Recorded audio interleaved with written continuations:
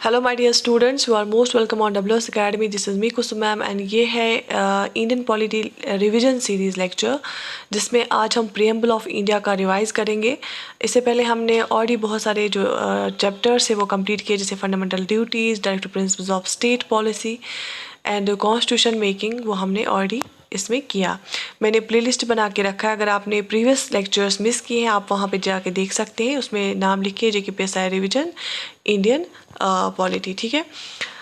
तो चलिए स्टार्ट करते हैं। मैंने आपको ऑलरेडी ये पढ़ाया है बैच में, बट रिवीजन इसका मस्ट है अभी, तो याद कर लेंगे इसको ज़बानी, ठीक। So let's get started. जितना रेस्पॉन्स आप लोगों का आएगा उतना मैं कंटिन्यू रखूँगी ये सीरीज़।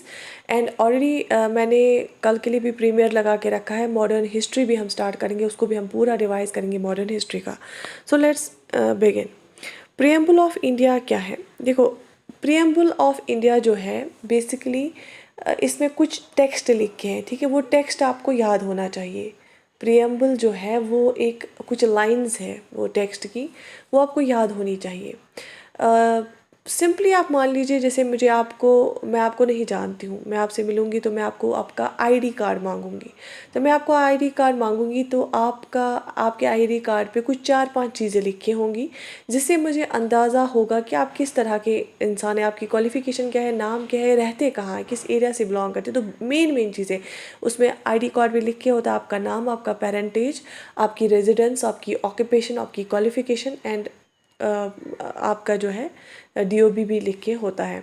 तो मेन चीज़ें जो है मुझे आपकी पता चलेंगी आईडी कार्ड से, क्योंकि अगर आपको मैं पूछने बैठूँ फिर आप कहाँ से आए, कहाँ रहते हैं, घर वालों का नाम क्या है, आपका क्या नाम है, करते क्या, उससे बेटर चुपचाप आपका आईडी कार्ड लें और उससे ही मुझे एक अंदाज़ा आ जाएगा आपकी प्रोफाइल का, ठीक, राइट। तो same is the case with the preamble. Preamble is an identity card of our constitution. हमारे कॉन्स्टिट्यूशन का आइडेंटिटी कार्ड है प्रीएम्बल। अगर कोई हमारा कॉन्स्टिट्यूशन पढ़ना चाहता है उसको बहुत सारे पेजेस पढ़ने पड़ेंगे, तब जाके उसको समझ आ जाएगा। लेकिन शॉर्ट तरीका क्या है, अगर वो हमारा प्रीएम्बल पढ़ेगा, अगर वो इंडियन कॉन्स्टिट्यूशन का प्रीएम्बल पढ़ेगा तो प्रीएम्बल पढ़ के ही उसको पूरा समझ आ जाएगा कि हिंदुस्तान को जो इंडिया का जो कॉन्स्टिट्यूशन है वो किस तरह का है, इंडिया जो कंट्री है वो किस तरह की कंट्री है, वहाँ पे गवर्नेंस कैसी है, एज अ सोसाइटी कैसी है और क्या मॉडल इस्तेमाल किया है। तो प्रीएम्बल क्या है? आईडी कार्ड है, आइडेंटिटी कार्ड है हमारे कॉन्स्टिट्यूशन का। प्रीएम्बल में कुछ टेक्स्ट है, आपको याद होना चाहिए ज़बानी। मैं आपको ये यहाँ पे पढ़ लूँगी और आपकी स्क्रीन पे भी आ रहा होगा। देखिए, ये है text. We the people of India having solemnly resolved to constitute India into a sovereign, socialistic, secular, democratic republic and to secure to all its citizens justice, social, economic and political liberty of thought, expression, belief, faith and worship, equality of status and of opportunity, and to promote among them all fraternity, assuring the dignity of the individual and the unity and integrity of the nation. In our Constituent Assembly, this 26th day of November 1949, do hereby adopt, enact and give to ourselves this Constitution. तो ये पूरा text है, हमारे preamble का text है, ठीक है। देखो, इसमें बहुत सारी चीज़ें आपको जो याद रखनी है, हम इसमें देखेंगे। देखो, ये है ना, we the people of India, तो जो प्रीएम्बल है ना, ये हमें दिखाता है कि basic power lies with the people. लोगों ने खुद को ये कॉन्स्टिट्यूशन दिया है, लोगों ने खुद को ये कॉन्स्टिट्यूशन दिया है, we the people of India. तो दैट मीन्स बेसिक पावर किसके पास है यहाँ पे? इंडिया में लोगों के पास है। ये सबसे पहली बात यहाँ पे दिखती है। उसके बाद कुछ यहाँ पे वर्ड्स है, जैसे सोवरियन है, सोशलिस्टिक है, सेक्युलर है, डेमोक्रेटिक और रिपब्लिक है। इन वर्ड्स का मतलब क्या है ये भी हम एक एक करके जानेंगे। उसके बाद है जस्टिस, लिबर्टी और इक्वालिटी। इसका क्या मतलब है ये भी हम जानेंगे। और फ्रेटर्निटी का क्या मतलब है ये भी हम देखेंगे, ठीक है। अच्छा, in our constituent assembly, constitution कहाँ बना? कॉन्स्टिट्यूशन बना कॉन्स्टिट्यूएंट असेंबली में, जैसे कि मैंने आपको पढ़ाया है। कैबिनेट मिशन प्लान के अंदर, जो कैबिनेट मिशन 1946 में आया, उसी प्लान के अंदर क्या बनी? उसी प्लान के अंदर कॉन्स्टिट्यूएंट असेंबली बनी, जिसने कॉन्स्टिट्यूशन बनाया। और कितने टाइम में बनाया? 2 साल 11 महीने और 18 दिन लगे इसको कॉन्स्टिट्यूशन बनाने में। कॉन्स्टिट्यूशन की जो ड्राफ्टिंग कमेटी थी उसके चेयरमैन को थे शाहबाज डॉक्टर BR अम्बेडकर थे। और यहाँ पे क्या लिखे 26 डे ऑफ नवंबर 1949। इसका मतलब है ये जो डेट है ना 26 नवंबर 1949, इस डेट पे हमने अडॉप्ट किया, कंप्लीट किया और खुद को एनेक्ट किया, अडॉप्ट किया और एनेक्ट किया। हमने इस कॉन्स्टिट्यूशन को कंप्लीट किया और फिर अडॉप्ट किया इस कॉन्स्टिट्यूशन को ऑन 26 नवंबर 1949। लेकिन जैसे मैंने आपको बार बार बताया कि 1930 में हमने पहली बार पूर्ण स्वराज डे मनाया था 26 जनवरी को, इसीलिए हमने सोचा कि हिस्टोरिकल इम्पोर्टेंस है इस डे की। और 26 जनवरी 1950 को फिर फोर्स में आया हमारा कॉन्स्टिट्यूशन 26 जनवरी 1950। अदरवाइज अडॉप्ट और कंप्लीट कब हुआ कॉन्स्टिट्यूशन 26 नवंबर 1949। ठीक है, बात समझ में आ गई। अब इम्पॉर्टेंट पॉइंट्स क्या है प्रियम्बल के रिगार्डिंग जो आपको याद रखने हैं। देखो, the words socialistic, secular and integrity were added by 42nd amendment act 1976। Constitution का जो प्रियम्बल है, इंडियन कॉन्स्टिट्यूशन का जो प्रियम्बल है, हमारा प्रियम्बल सिर्फ एक बार अभी तक अमेंड हुआ। अमेंडमेंट प्रियम्बल की हुई है एक बार। कब? 42nd कॉन्स्टिट्यूशन अमेंडमेंट एक्ट से हुआ ये अमेंड। कब? 1976 को। 1976 को 42nd कॉन्स्टिट्यूशन अमेंडमेंट एक्ट से अमेंडमेंट हुई हमारे प्रियम्बल की। और कौन से वर्ड्स ऐड किए गए? सोशलिस्टिक, सेक्युलर और इंटीग्रिटी। 3 वर्ड्स ऐड किए गए, सोशलिस्टिक, सेक्युलर और इंटीग्रिटी ऐड, ये 3 वर्ड्स ऐड किए गए। कब? 1976 में, जब 42nd कॉन्स्टिट्यूशन अमेंडमेंट एक्ट के द्वारा इसको चेंज किया गया। किसको? प्रियम्बल को जब चेंज किया गया। ठीक है, तो कितनी बार प्रियम्बल की अमेंडमेंट हुई है? एक बार। Another name for India mentioned in our constitution is Bharat, क्योंकि आर्टिकल 1 जो है हमारे कॉन्स्टिट्यूशन का वो बहुत बताता है इंडिया दैट इज़ भारत। क्यों? क्योंकि कॉन्स्टिट्यूंट असेंबली में ये डिबेट स्टार्ट हुआ था। कुछ लोग बोल रहे थे कि भारत नाम रखेंगे, कुछ बोल रहे थे इंडिया रखेंगे, फिर बोला गया कि दोनों रखेंगे। आर्टिकल 1 बोला गया कि India that is Bharat is union of states. ठीक है, तो इसका दूसरा नाम मेंशन करके Bharat. The objectives resolution by Jawaharlal Nehru was adopted as preamble on 13th December 1946। जो जवाहरलाल नेहरू ने, मैंने आपको पढ़ा है 13 दिसंबर, 9 दिसंबर पहली मीटिंग हुई थी कॉन्स्टिट्यूंट असेंबली की, और 13 दिसंबर 1946 में क्या हुआ था? जवाहरलाल नेहरू ने मूव किया था रेजोल्यूशन, उसको हम बोलते हैं ऑब्जेक्टिव्स रेजोल्यूशन। ठीक है, 13 दिसंबर 1946 में मूव किया गया था ऑब्जेक्टिव्स रेजोल्यूशन। किसने मूव किया था? जवाहरलाल नेहरू ने। और वही ऑब्जेक्टिव्स रेजोल्यूशन हमारा प्रियम्बल बना। फिर वही ऑब्जेक्टिव्स रेजोल्यूशन फिर हमारा प्रियम्बल बना। ठीक है, it is non justifiable. Non justifiable मतलब आप जुडिशरी, आप कोर्ट नहीं जा सकते हो कि प्रियम्बल में ये चीज़ लिखी है और ये अप्लाई क्यों नहीं हुई। You can not go to the court for enactment of preamble. आप कोर्ट नहीं जा सकते। It is not justiciable. सिर्फ फंडामेंटल राइट्स जो है ना वो जस्टेबल है। अगर मैंने आपको कल DPSPs पढ़ाया, directive principles of state policy, वो भी जस्टेबल नहीं है। फंडामेंटल ड्यूटीज़ भी जस्टेबल नहीं है और प्रियम्बल भी जस्टेबल नहीं है। ठीक है, बात समझ में आ गई। It can not override the specific provisions of constitution. Constitution की जो प्रोविजंस है उनका पावर होता है। ये आप इसको नहीं बोलोगे कि प्रियम्बल में ऐसा लिखा है कि तो ओवरराइड करेगा प्रोविजंस को, ऐसी बात नहीं है।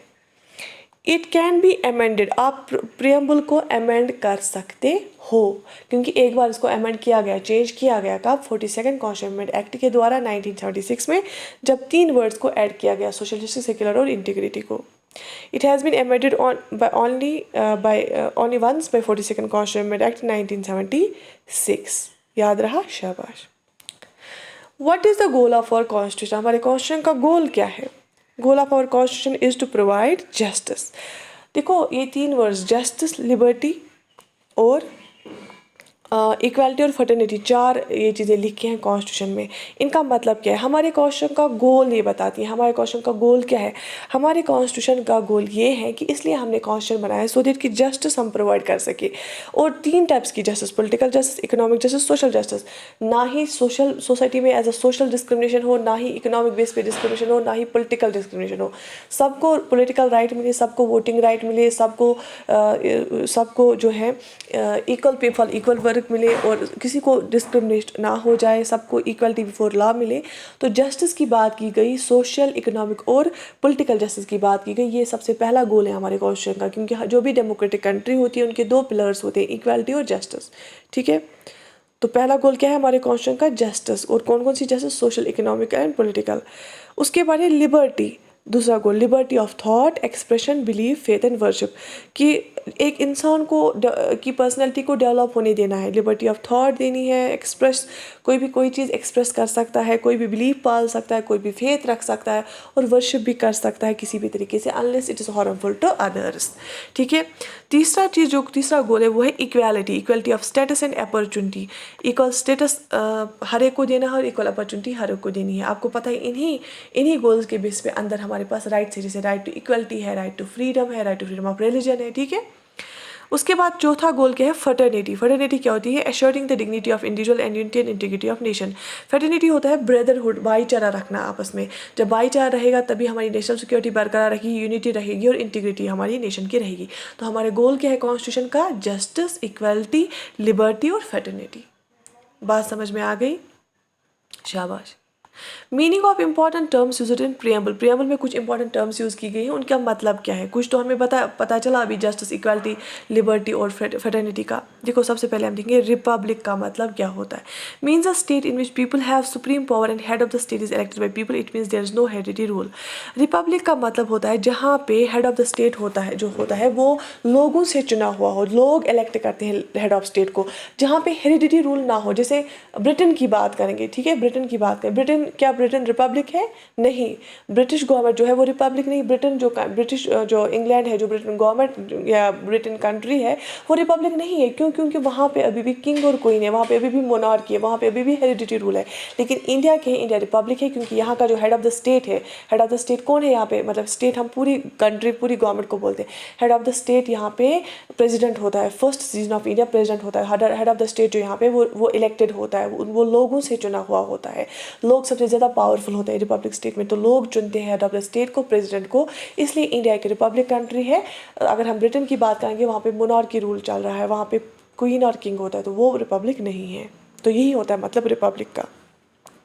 उसके बाद यूनिवर्सलिज्म का मतलब क्या होता है, ऑल पर्सन्स कंप्लीटली इक्वली और human, this means called universalism. मतलब जब हम सारे इंसान जितने भी हमारी कंट्री में उनको हम इक्वल करार देंगे, ह्यूमन, सबको इक्वली सब ह्यूमन्स है, कोई भेदभाव नहीं है, सब लोग लॉ की नज़र पे सेम है, उसको हम यूनिवर्सलिज्म बोलते हैं। सेकुलरिज्म क्या होता है, secularism means equal treatment of all religion, there is no religion of state. Secularism का मतलब होता है हर एक रिलीजन को इक्वली ट्रीट करना, स्टेट का अपना कोई रिलीजन नहीं होना। क्या इंडिया का अपना कोई रिलीजन है? नहीं है, इंडिया का कोई रिलीजन नहीं है, इंडियन गवर्नमेंट का पर्टिकुलर कोई रिलीजन नहीं है। हाँ, यहाँ के सेकुलरिज्म में और वेस्टर्न कंट्रीज़ के सेकुलरिज्म में फ़र्क है। यहाँ का सेकुलरिज्म पॉजिटिव सेकुलरिज्म है, लेकिन वेस्टर्न कंट्री जो डेवलप्ड कंट्रीज है वहाँ का सेकुलरिज्म जो है वो नेगेटिव सेकुलरिज्म है। कैसे? वो किसी भी रिलीजन को नहीं मानती है, वहाँ की जो कंट्रीज़ होती हैं उनका कोई अपना रिलीजन नहीं होता। लेकिन इंडिया जो है यहाँ का पॉजिटिव सेकुलरिज्म इसलिए है क्योंकि सेकुलर हमारी कंट्री तो है, हमारी कंट्री का अपना कोई रिलीजन नहीं है, लेकिन ये हर एक रिलीजन को इक्वल रेस्पेक्ट देती है, हर एक रिलीजन को इक्वल रेस्पेक्ट मिलता है। जैसे फॉर एग्जाम्पल प्रसाद स्कीम अभी चल रही है, वहाँ पे प्रसाद स्कीम के अंडर आप देखोगे वॉशरूम्स और टॉयलेट्स, आप श्राइन्स पे भी, मुस्लिम श्राइन्स पे भी देखोगे, आप टेम्पल्स में भी देखोगे, हर जगह आप देखोगे, तो यहाँ पे इक्वल रिस्पेक्ट मिलता है। या फेस्टिवल्स होते हैं बहुत धूमधाम से और उनको सिक्योरिटी भी मिलती है, इक्वल रेस्पेक्ट दिया जाता है यहाँ पे हर एक रिलीजन को। नो डाउट पिछले कुछ सालों में आप देखोगे कुछ रिलीजन के बेस पे कॉम्युनल इश्यूज हुए थे या इससे पहले भी हुए थे, लेकिन हमारा जो इंडिया है वो सेक्युलर स्टेट है, यहाँ पे पॉजिटिव सेक्युलरिज्म पाया जाता है, यहाँ पे हर एक रिलीजन के साथ इक्वल ट्रीटमेंट किया जाता है। कुछ इंपॉर्टेंट पॉइंट्स प्रियम्बल के लिए। अच्छा, सोवरियन क्या होता है, एक और चीज़, सोवरियन का मतलब होता है वो कंट्री सोवरियन होती है जो खुद के डिसीजंस खुद लेती हैं, जैसे चाहे बाहर वाले डिसीजन हो चाहे अंदर वाले डिसीजन हो, एक तो इंटरनल मैटर्स के डिसीजंस और फॉरेन रिलेशंस के डिसीजंस। तो इंडिया एक सोवरियन कंट्री है क्योंकि ये खुद के डिसीजंस खुद लेती है, किसी पे डिपेंड नहीं है। ठीक है, बात समझ में आ गई। और डेमोक्रेटिक क्या होती है, जब लोग क्या है चुनते हैं, खुद कोई भी आप इलेक्ट कर सकते हो, यूनिवर्सल एडल्ट फ्रेंचाइज होगा, सबके पास वोटिंग राइट इक्वली होगा, आप इलेक्ट करते हो रिप्रेजेंटेटिव्स को, खुद में से ही किसी को रिप्रेजेंटेटिव्स को कोई भी जो है इक्वली कंटेस्ट कर सकता है सिटीजन ऑफ इंडिया। ठीक है, कुछ क्वालिफिकेशंस होती है वो सबके लिए इक्वल होती है। सुभाष कश्यप ने क्या कहा, said that if constitution is the body then preamble is the soul. Subhash Kashyap ने बोला कि अगर एक जिस्म है क्या कॉन्स्टिट्यूशन, लेकिन उसका सोल, उसकी रूह क्या है, प्रियम्बल। तो preamble is soul of our constitution. If preamble is foundation then constitution is a structure और बिल्डिंग स्टैंडिंग ऑन इट। बोला कि जो प्रियम्बल है ये एक क्या है, फाउंडेशन होती है जिस पे एक बड़ा स्ट्रक्चर खड़ा होता है। जब प्रियम्बल मजबूत होगा हमारा कॉन्स्टिट्यूशन भी मजबूत दिखेगा, ठीक है। K M. Munshi defined preamble as the horoscope of our sovereign democratic republic. K M. Munshi ने बोला कि ये हॉरोस्कोप है हमारे सॉवरेन डेमोक्रेटिक रिपब्लिक। ये डिफरेंट पॉलिटिकल थिंकर्स का स्टेटमेंट है। Doctor B R Ambedkar said that the right to constitutional remedies is the heart and soul of Indian constitution. अच्छा, आर्टिकल 32 यहाँ पे आप याद रख लेना। आर्टिकल 32 में जब बोला कि writ system, supreme court writs issue कर सकता है, आर्टिकल 32 जो है जो कि फंडामेंटल राइट्स को प्रोटेक्ट करता है। उसने बोला कि बी आर अम्बेडकर को कि आर्टिकल 32 जो constitution right to constitutional remedies आता है आर्टिकल 32 में, वो heart and soul of our constitution है। क्यों? क्योंकि फंडामेंटल राइट्स अगर वायलेट हो जाएंगे किसी भी सीजन के, वो सुप्रीम कोर्ट जा सकता है अंडर आर्टिकल 32। तो आर्टिकल 32 जो है राइट टू कॉन्स्टिट्यूशनल रेमिडीज, वो है heart and soul of Indian constitution, ठीक है। तो ये हमने देख लिया। अच्छा, और क्या बोला है बी आर अम्बेडकर ने? That constitution is a basic and secure document. Constitution एक बेसिक और मुकद्दस डॉक्यूमेंट है। सेक्योर, मुकद्दस होती है ना कोई चीज़, मुकद्दस जिसकी बहुत इंपॉर्टेंस होगी जिसको रेस्पेक्ट करते होंगे सब लोग, तो ये एक बहुत अच्छी चीज़ है, ठीक है। Important cases related to preamble of India. Preamble जो हमारे इंडिया का है उसके रिलेटेड बहुत सारे केसेस हुए सुप्रीम कोर्ट में। वो केसेस क्या क्या है? Supreme Court of India stated in Berubari case presidential reference that preamble is not an integral part of the constitution. आपको याद रखना है, क्वेश्चन यहाँ से बनता है। देखो बीरूबेरी केस में क्या बोला है? बीर मतलब बीर, आप शराब पीते हैं, फिर आपको होश नहीं रहता है, आप क्या बोलते हैं, ठीक है। तो आप बोलते हैं कि सबका नेगेटिव ही बोलते हैं, आप ऐसे याद रखो। बीर पे क्या आपने सबका नेगेटिव ही बोलता है। तो बीरूबेरी केस में आपने बोला कि it is not, preamble is not integral part of the Indian constitution. आप ये ऐसे याद रख लेना, ठीक है। Sorry, I don't want to offend anybody, but ये निमोनिक है। बीरूबेरी केस में बियर पी के आप नेगेटिव ही बोल रहे थे, सबका उल्टा सीधा बोल रहे थे, तो बोला कि preamble is not integral part of Indian constitution. तो ये बीरूबेरी केस है, ये ऐसे आपको याद रहेगा। बीरूबेरी केस जो सुप्रीम कोर्ट में हुआ था, उसमें सुप्रीम कोर्ट ने पहले वर्डिक्ट दिया था कि प्रियम्बल जो है वो इंटीग्रल पार्ट नहीं है, कॉन्स्टिट्यूशन का हिस्सा नहीं है, ठीक है। लेकिन इन SR Bommai case versus Union of India के जो SR बम्बई केस हुआ, और Keshavananda Bharati case versus state of Kerala जो हुआ था, 3 केसेस, एक तो SR Bommai case, Keshavananda Bharati case और union government versus LIC of India case जो हुआ, उसमें Supreme Court said that preamble is an integral part of constitution. को 3 cases, SR Bommai case, Keshavananda Bharati case 1973 में हुआ, बहुत इंपॉर्टेंट केस है, और LIC of India versus Union of India 1995 में हुआ। उन तीनों केसेस में सुप्रीम कोर्ट ने बोला कि जो प्रियम्बल है वो इंटीग्रल पार्ट है कॉन्स्टिट्यूशन का। और एक चीज़, केशवानंदा भारती केस जो है बहुत ही इंपॉर्टेंट केस है। ये 1973 में हुआ था सुप्रीम कोर्ट में, Keshavananda Bharati versus state of Kerala case हुआ था। इसमें यह बताया गया था, एक इंपॉर्टेंट चीज़ आपको याद रखनी है, इसमें बताया गया था, एक तो बताया गया था preamble is integral part of constitution, और ये भी बताया गया था कि we can amend any part of the constitution, we can amend any part of the constitution, we can amend even fundamental rights, we can even amend this preamble. हम fundamental rights को भी चेंज कर सकते हैं, amend कर सकते हैं, और हम प्रियम्बल को भी अमेंड कर सकते हैं, लेकिन we can not change the basic structure without changing the basic structure. Keshavananda Bharati case जो हुआ था 1973 में, उसने बोला आप किसी भी पार्ट जो कॉन्स्टिट्यूशन का कोई भी पार्ट है उसको आप चेंज कर सकते हो, उसको अमेंडमेंट कर सकते हो, लेकिन without changing it is basic structure, ठीक है। बेसिक स्ट्रक्चर क्या है, ये बहुत सारे सुप्रीम कोर्ट के वर्डिक्ट्स के थ्रू हमें पता चला, जैसे डेमोक्रेटिक फॉर्म ऑफ गवर्नमेंट है, रिपब्लिक फॉर्म ऑफ गवर्नमेंट है, इक्वालिटी है, ठीक है, सेक्युलर फॉर्म ऑफ गवर्नमेंट है। तो ये होती है हमारी बेसिक स्ट्रक्चर। इसको चेंज किए बगैर हम किसी भी चीज़ को अमेंड कर सकते हैं, चेंज कर सकते हैं। दैट मीन्स हम प्रियम्बल को भी चेंज कर सकते हैं without changing the basic structure of preamble, without changing the basic structure of constitution. तो 4 केसेस हमने देखे, Berubari case, Keshavananda Bharati case, SR Bommai case, LIC of India case. तो उसमें से बीरूबेरी केस ऑफ इंडिया ने बोला था, बीरूबेरी यूनियन केस ने बोला था कि preamble is not part of integral part of Indian constitution. बाकी SR Bommai case, Keshavananda Bharati case और LIC ऑफ इंडिया केस ने बोला था कि preamble is integral part of our constitution. यहाँ तक समझ आया? तो that was all about the preamble of India. I hope आपको समझ आया होगा।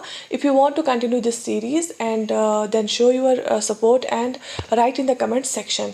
आई have already started the modern history revision series, कल सुबह से आपको वो मिलेगा। तो I wish you all the best, take very good care of your self. अल्लाह हाफिज़।